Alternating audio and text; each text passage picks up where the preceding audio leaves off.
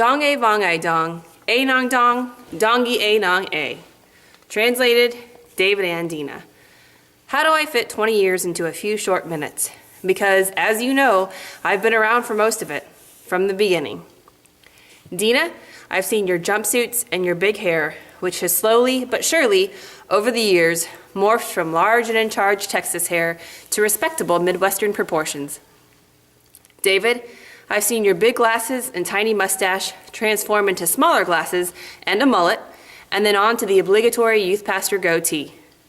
But before I go any further, I'll just stop, because I believe the ammunition the two of you have on me is equally as bountiful and hilarious as what I have on you. While I may not have warmed to you two Southerners initially, I soon became a permanent fixture in your lives, whether you liked it or not.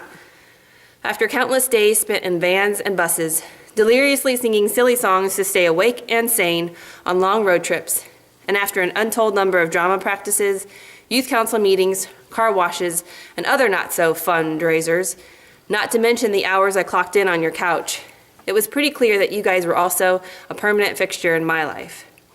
At some point in the midst of those road trips, meetings, Bible studies, youth services, Sunday school classes, and time spent simply hanging out at your house, a transformation was taking place.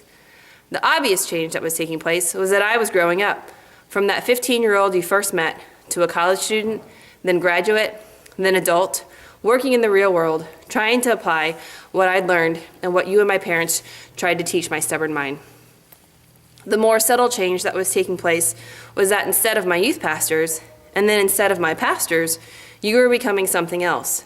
From high school to college, through the weird life transitions from college to work, to unemployment, to work, to meeting my husband, who, by the way, his name is not Dean, to marriage, to being in the ministry myself, to present day, somewhere in all of that, you became my friends. And not just mine, but Sabian's too. I know that even before you arrived in Belleville, God was preparing you for your ministry to our youth group and church as a whole.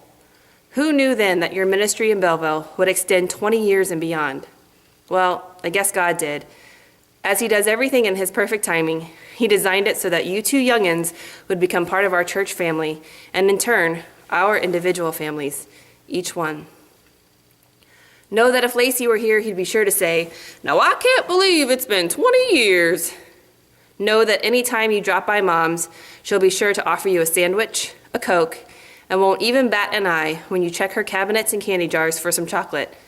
And know that as much as we'd love to be there in Belleville now, celebrating with you, we're praying for you and excited to see what the next years look like for you, your family, and your ministry. Wongi long o vongi you. We love you.